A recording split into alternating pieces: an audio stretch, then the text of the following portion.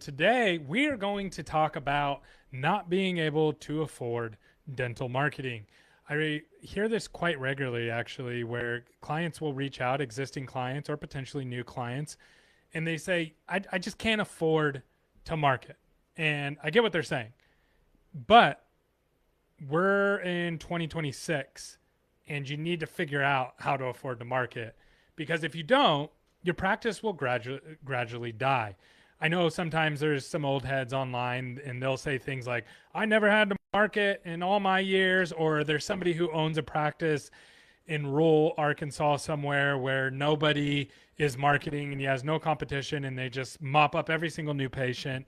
And I get it. You don't have to market for those situations. However, overall, you have to market in general, or your business will erode away. Attrition is a real thing. You will slowly die as a practice if you don't figure out how to generate new patients. And there's a couple things that you need to think through as we do this. Now, again, this isn't for everybody. Not everybody can market. Not everybody should market. But a lot of you should be marketing, and a lot of you should be spending more than what you're currently spending on marketing to actually grow. And I'll give you a framework on that at the end. So, number one, you can't afford not to market. You just can't. In 2026, your competition, go online and type in dentist near me and go look at all the ads that pop up. Look at LSA ads, local service ads. Look at the ads right below that. Look at all the ads now that are in the map pack. 80% of the first page is ads. SEO is like getting smashed right now. Absolutely smashed. Why? Because Google wants to make money and they don't make money on SEO. So they serve ad over ad over ad over ad. So you're going to have to market if you want to grow. There's no way around it. If you want to expand, if you want to see more new patients, you're going to have to grow. You might be able to survive on the patients that you're seeing and the referrals that you're seeing for now, but as inflation goes up, as the cost of goods go up, as labor goes up, you're going to have to grow. And the going rate right now of all that, you need to be growing by like 5% just to break even. 5%. So that means if you're doing $100,000 this year, you're going to have to be doing about 5% more than that next year, every single month. And then you're going to have to do 5% more than that the next year, just because of inflation, the cost of goods, and those kind of things. So you can't afford not to market. Number two, you're already marketing because you're accepting insurance. You just don't feel it the same way. So marketing is paying for new patients up front. When you go in network, you're paying for your marketing on the back end by discounting. And there's a huge trade-off there. Marketing is actually far cheaper than insurance. Obviously, marketing that works, right? So that's really important to understand. But if you're writing off a bunch of treatment every single month to the insurance companies, you might want to consider spending a little bit of that on marketing and getting patients that you don't have to write off every single month. You end up making more money per patient. Number three, marketing is only the expense that pays you back. You know, when you have your rent, doesn't pay you back. You have your payroll, doesn't pay you back. You have your lights, your power bill, your water bill. None of those things pay you back. All super important, but those things are going to be there whether you have one patient coming through the door or 100 patients through the door. You're pretty much going to be paying the same thing for those fixed costs. Marketing is the one thing that when you put money in, it spits money back out. Okay, really important that you understand that. And I know a lot of times people, they go to their accountant and their accountant goes, you're paying too much for marketing. Accountants don't understand marketing. They understand basic math, but they don't realize that when you cut your marketing, not all of them, but I've dealt with some of them feel this way. When you cut your marketing, you're going to have less money to spend on your fixed expenses. It's very simple, okay? Also, number four, you're already spending money just on the wrong things. What do I mean by that?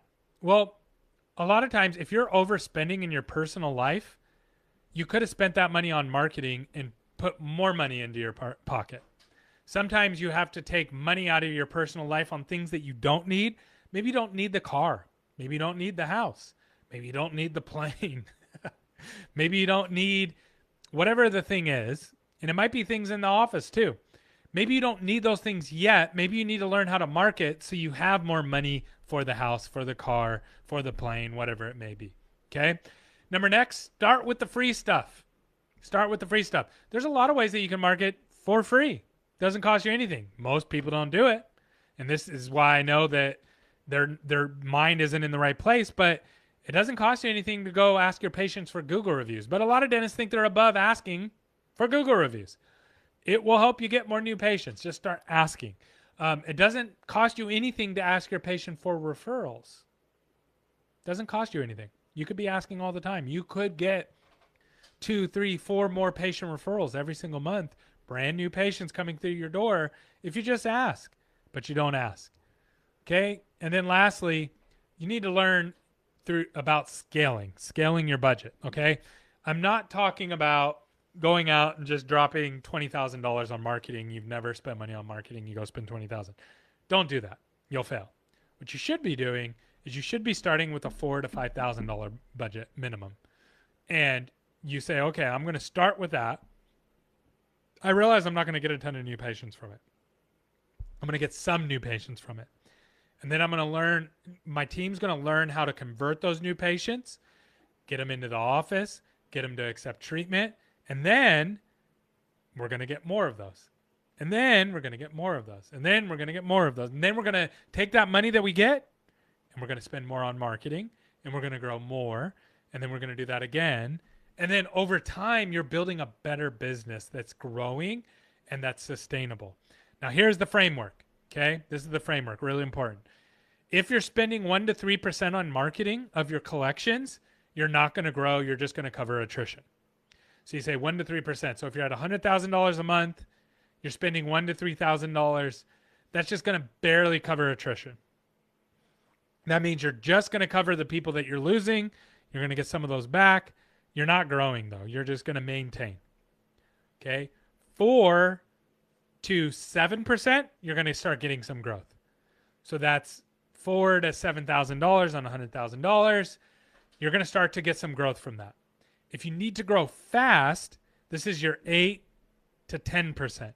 This is when you're like, man, I gotta double my new patients because I'm going to get an associate, or I need to buy a new building and I want it to be bigger. So I need to generate more revenue now. So that way when we move into the new building, we can afford it.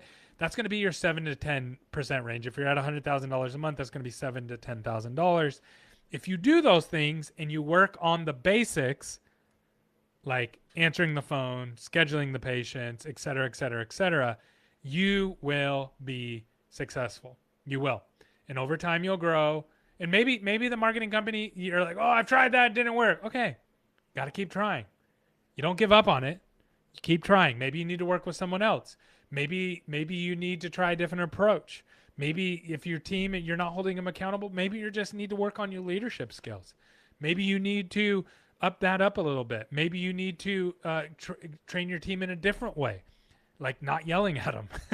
Maybe you need to do something else. Maybe there's something else that you need to try to do. But the answer isn't, oh, I can't afford marketing. You can't afford not to market.